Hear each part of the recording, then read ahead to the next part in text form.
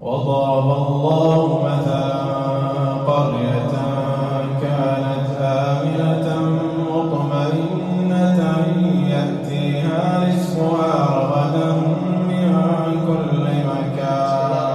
السلام عليكم ورحمة الله وبركاته. Alhamdulillahirabbil alamin. Wassalatu wassalamu ala asyrofil anbiya'i wal mursalin wa ala alihi washabbihi ajma'in. Rabbi shrah li sadri wa yassir li amri wahlul 'uqdatam min lisani yafqahu qawli.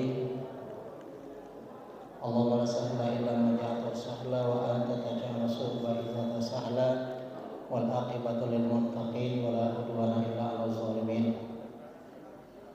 Ya ayyuhallazina amanu taqullaha haqqa tuqatih wa la tamutunna illa wa antum muslimun. Yang kami hormati Bapak-bapak dan ibu-ibu para jamaah salat subuh yang dimuliakan Allah Subhanahu wa taala. Marilah sama-sama kita bersyukur kepada Allah Subhanahu wa taala pada kesempatan subuh yang berbahagia ini dalam ruang kita taqarrub kepada Allah. Kita mendekatkan diri kita kepada Allah di Ramadan yang ke-25 ini. Mudah-mudahan rangkaian ibadah kita yang akan kita jalani hari ini akan menjadikan kita semakin dekat dengan orang-orang yang bertakwa. Salawat dan salam tercurah kepada junjungan kita Nabi besar Muhammad sallallahu alaihi wasallam, uswatun hasanah dalam kehidupan kita. Beliau mengajarkan kita tentang berbagai macam kegiatan, tentang hukum, tentang ibadah dan lain sebagainya. Pada kesempatan subuh yang berbahagia ini mengisi kekosongan, mungkin nanti kalau ada Ustaz Iskandar dikasih apa-apa ya. Pada kesempatan subuh yang berbahagia ini Ramadan tinggal menghitung hari. Tapi bagi kita semua ada berbagai macam niat. Ada yang berbagai macam keinginan kita dan nilai. Karena Ramadan ini ada orang yang senang dengan kepergian bulan Ramadan.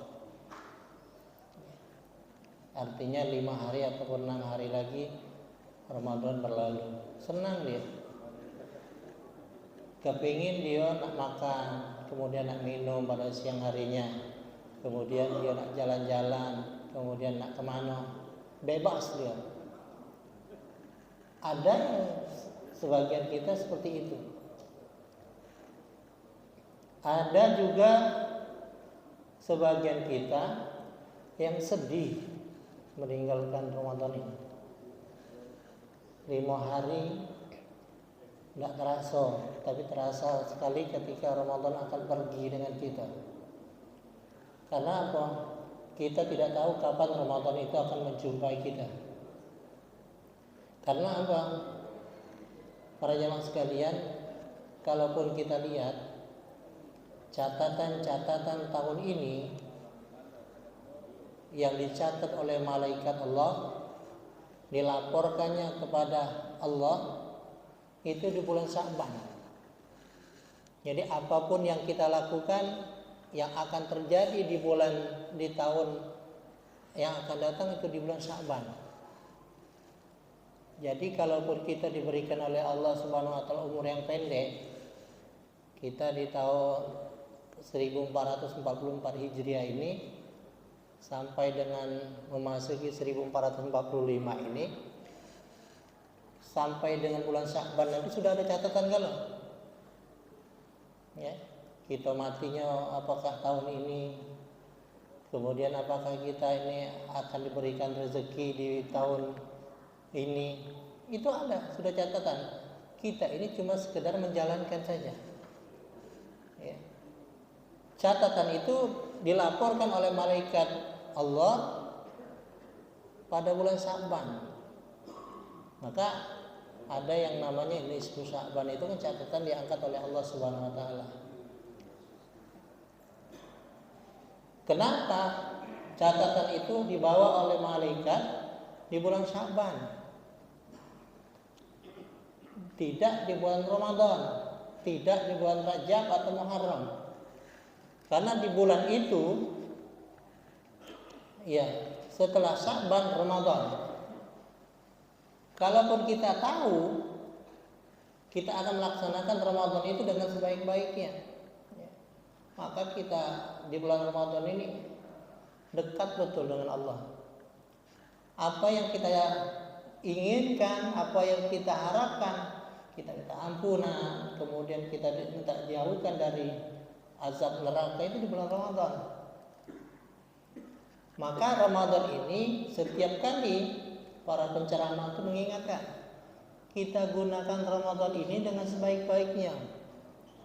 Di situ ada keberkahan, penuh dengan rahmat, itu minan nar dan lain sebagainya. Kalaupun kita cuma sekedar gugur kewajiban saja, itu banyak. Kita puasa, ya, tapi tidak sholat. Kita membayar zakat, tapi hati kita tetap kotor. Ini tidak mencerminkan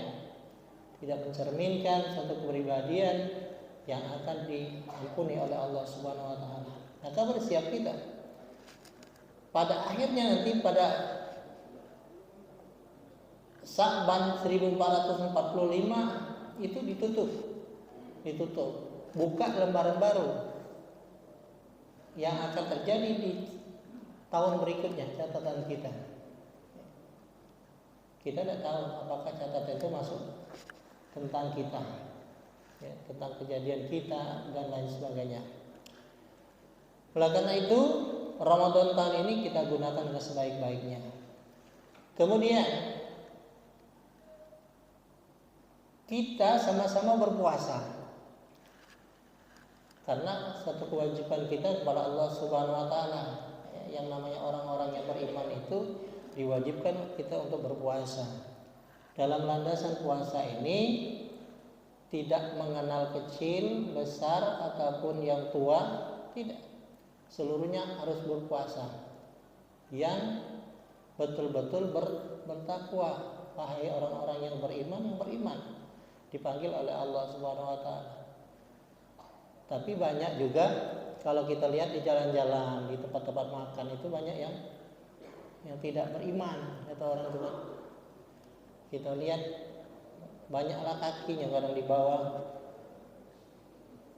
tenda-tenda itu. Kita semuanya berada di bulan Ramadan. Tinggal kita memilih apakah kita ini sekedar gugur kewajiban ataupun kita melaksanakan puasa itu ya biasa-biasa saja, atau memang betul-betul mengharapkan ridha Allah. Kalaupun kita lihat, kalaupun kita kuliah, kita sekolah, dulu kita sekolah SD-nya dengan kawan kita, ada yang mendapat ranking 1, ada yang mendapat ranking kedua, ada yang ranking 15, ada ranking 30. Itu kan? Padahal ketika SD ataupun SMP, SMA dan lain sebagainya, gurunya sama. Pelajaran yang disampaikan oleh guru itu sama dengan kita. Kemudian tempatnya sama dan ruangan itu sama dengan kita. Ada perbedaan.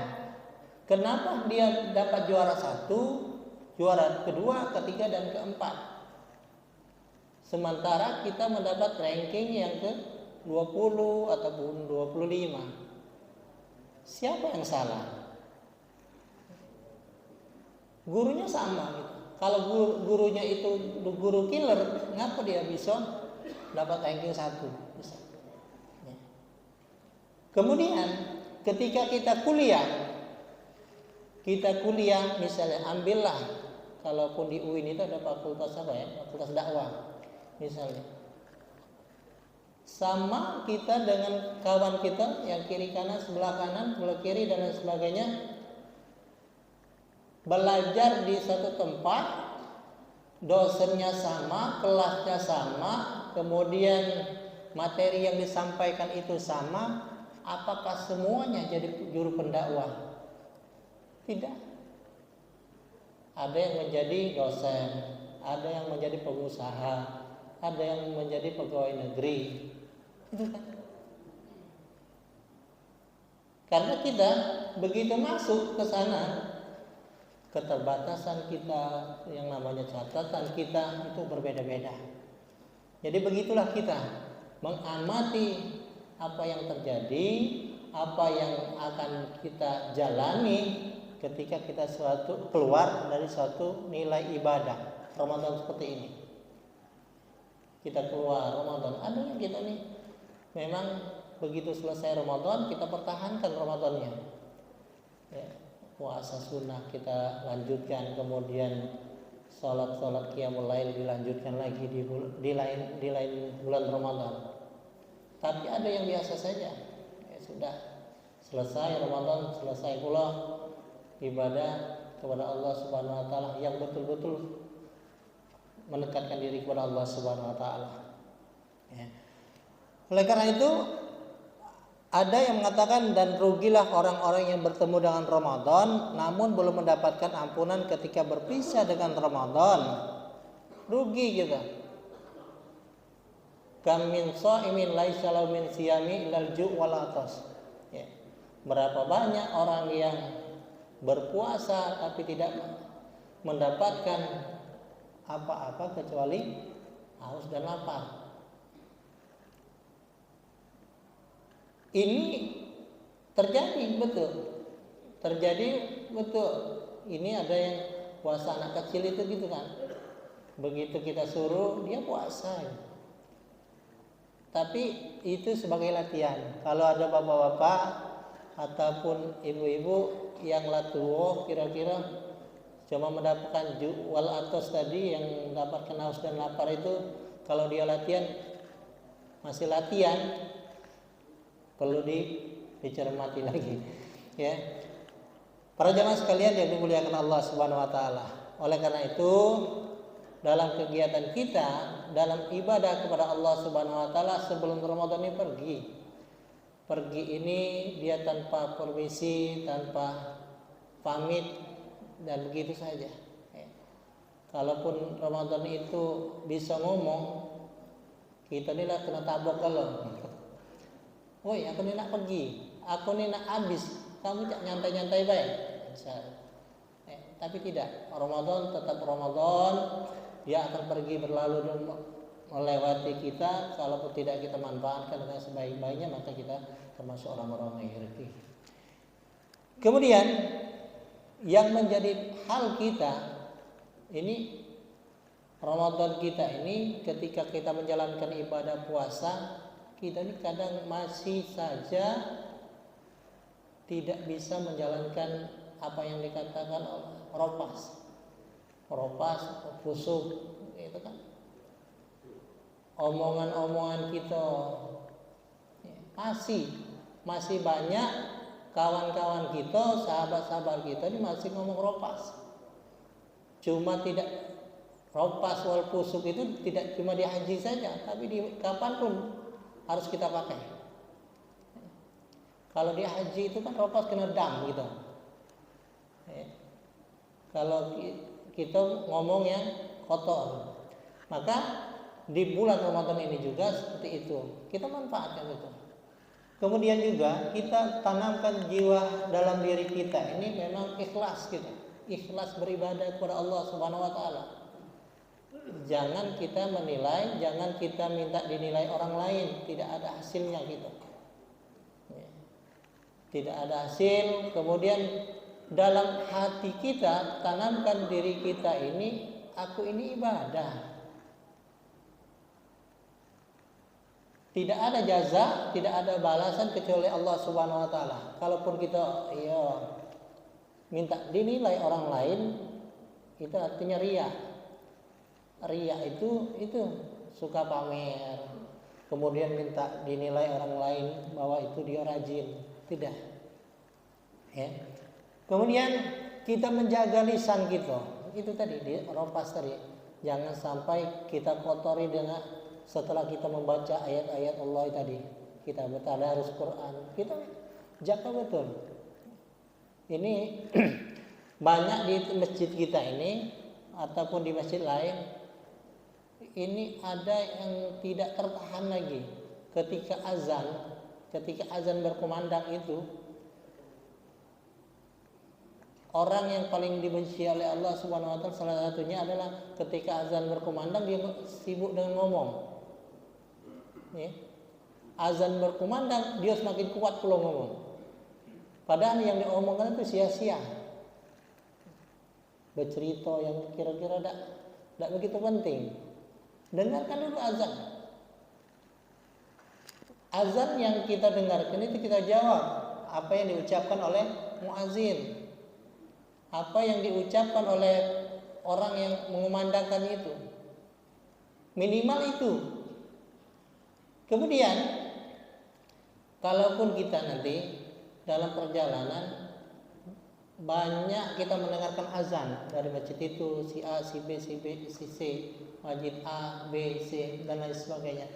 Itu banyak suara azan. Maka kita wajib untuk menjawab azan itu. Tinggal kita memilih azan mana yang terdekat dengan kita. Jangan kita di satu tempat daerah masjid galau, azan galau-galau, tidak habis-habis gitu.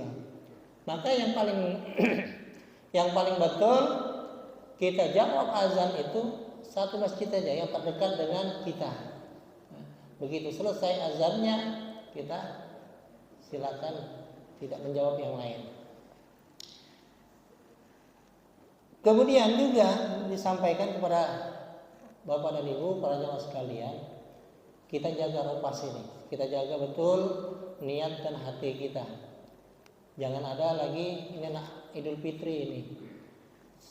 Sebelum Idul Fitri ini kan ada untuk penyucian diri kita. Kita membayar zakat fitrah, zakat mal dan lain sebagainya. Ini kita manfaatkan dengan sebaik-baiknya. Ya. Kalaupun tidak ngerti dengan apa yang menjadi ukuran ataupun haul dan nisabnya, silakan bertanya kepada orang yang tahu. Ya. Karena ini untuk menyempurnakan, untuk memperbaiki daripada jiwa kita, membersihkan jiwa kita. Zakat mal itu perlu, zakat harta itu perlu. Ada zakat profesi, zakat profesi. Jadi kalau Bapak Ibu ada seorang profesinya sebagai dokter, itu ada zakatnya. Pengacara itu ada zakatnya itu. Ya. Kemudian PNS itu ada zakatnya, tapi rata-rata ASN ini sudah dipotong langsung oleh Basnas, yang kalau dia provinsi, kemudian kalau dia kota. Tapi ingat apa yang kita bayarkan. Ada zakat yang memang betul-betul tidak terpotong oleh kita, oleh orang-orang urusan zakat ini tadi. Kita punya insentif, kita punya tukin, kemudian kita juga punya SPD. Itu kan SPD, jalan-jalan. Maka itu juga dibayar kan, dihitung-hitung ya. Berapa jumlah yang selama ini kita terima, gitu juga harus kita keluarkan. Karena ini adalah merupakan untuk kesucian harta kita, jiwa kita. Ada juga ketika kita menerima hadiah, itu wajib dizakatkan. Kemudian ada rikas, itu kan ada harta penemuan, kemudian hadiah, itu dizakatkan juga. Binatang ternak dan lain sebagainya. Kalau hitungan sapinya berapa, kalau kambingnya berapa misalnya, kalau dia onta berapa, itu banyak zakatnya. Ada ukuran haul dan nisabnya. Kalau dia 45 berapa sapi misalnya, dan itulah sebagainya. Kemudian yang terpenting bagi kita, kita ini apalagi yang ya orang-orang yang biasa dinas ataupun yang bekerja di kantoran. Kalau kita nak mensucikan diri ini, kita banyaklah korupsinya. Ya, korupsinya itu harus kita keluarkan. Menyucikan harta kita. Kita masuk jam 7. Kaget baliknya jam 1, jam 12. Korupsi itu. Ya. Kemudian atau dia masuknya jam 7, jam 7.30, keluar dia sampai jam 1, masuk. Kaget keluar lagi, baliknya absen baik. Banyak itu. Nah, itu yang harus kita halalkan. Apa harta yang kita dapatkan itu tadi. Artinya kita sudah membohongi diri kita dan membohongi Allah Subhanahu wa taala. Itu harus dikeluarkan. Kemudian tadi kami sampaikan ropas kita, ya, ropas kita, rasa pribadi kita, kesombongan kita, kemudian hal-hal yang jelek. Pada suatu ketika Rasulullah SAW berdiskusi ataupun belajar dengan para sahabatnya seperti ini. Rasulullah SAW menyampaikan kepada sahabat-sahabatnya, wahai sahabatku, sebentar lagi kita akan saksikan oleh kita semua bahwa ada seorang ahli surga yang akan lewat di belakang kita. Dilihat, dia akan hadir. Begitu dilihat oleh sahabat-sahabatnya, tidak begitu lama datang orang yang dimaksud oleh Rasulullah SAW tadi. Dilihatnya biasa baik, tidak ada yang istimewa, atau dia berjubah lebar ataupun para kiai, betul tidak. Dan orang itu berlalu begitu saja.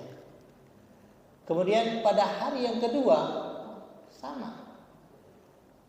Sahabat-sahabatku, sebentar lagi kita akan menyaksikan ada seseorang yang dirindukan oleh Allah Subhanahu wa taala, masuk surga, ahli surga. Begitu dilihatnya orangnya sama, kemudian bawaannya juga sama, perawakannya sama. Sampai kepada hari yang ketiga, Rasul pun menyampaikan kepada para sahabatnya seperti itu, sama. Dilihatnya orangnya sama, kemudian bawaan perawakannya sama, dan sebagainya. Dan satu sahabat penasaran, kenapa Rasulullah SAW ini menyampaikan itu sampai-sampai dia mengatakan itulah ahli surga, ahli jannah.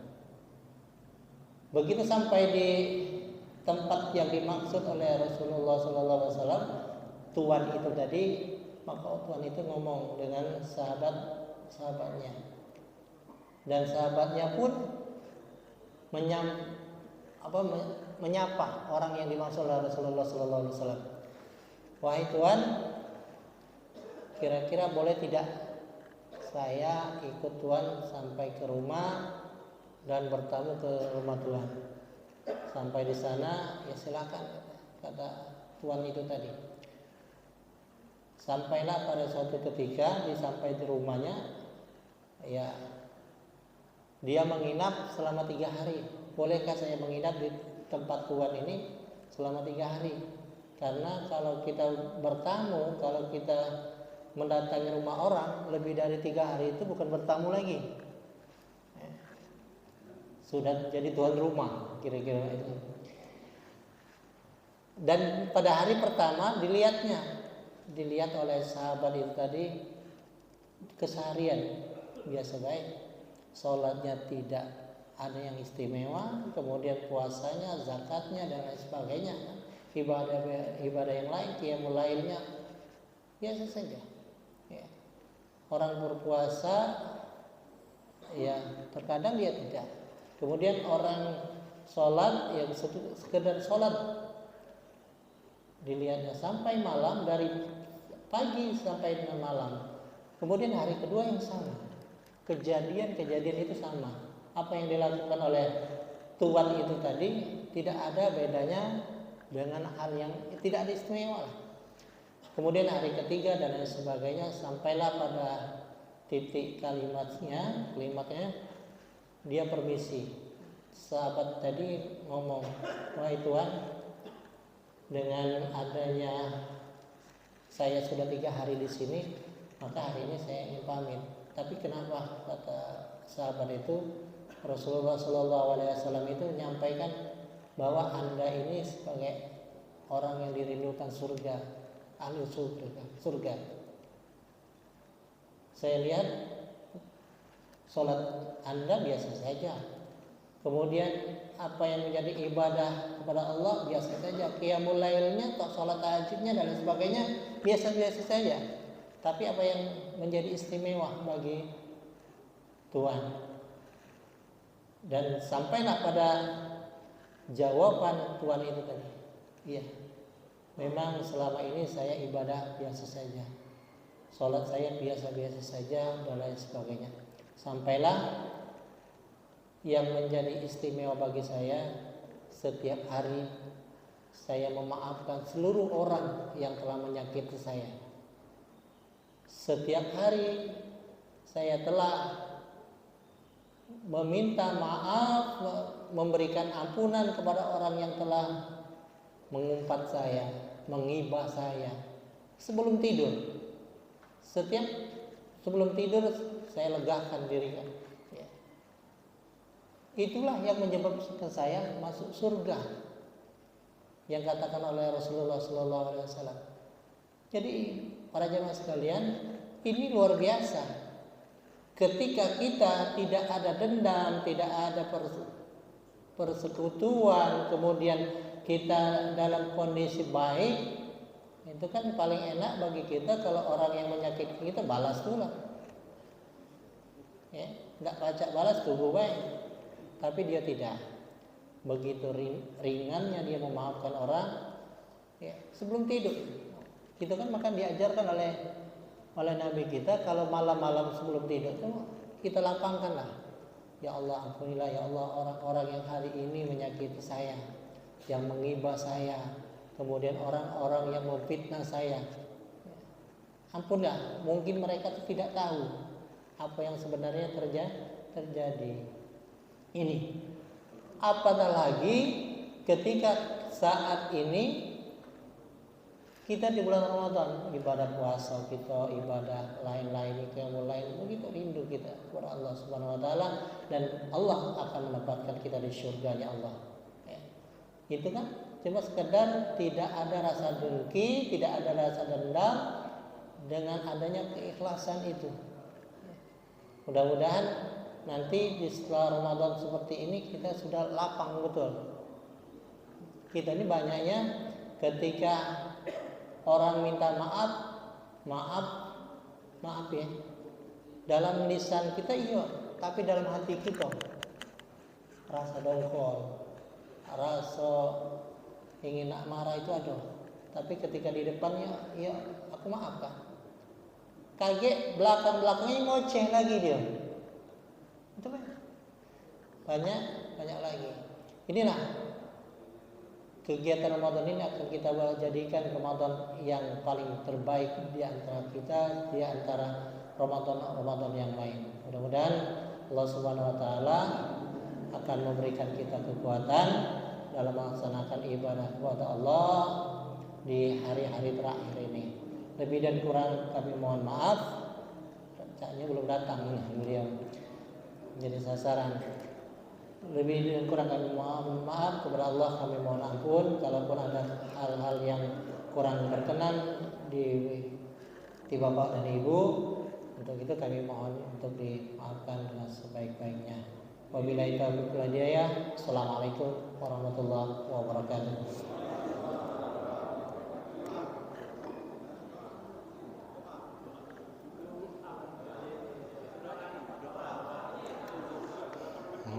Mm-hmm.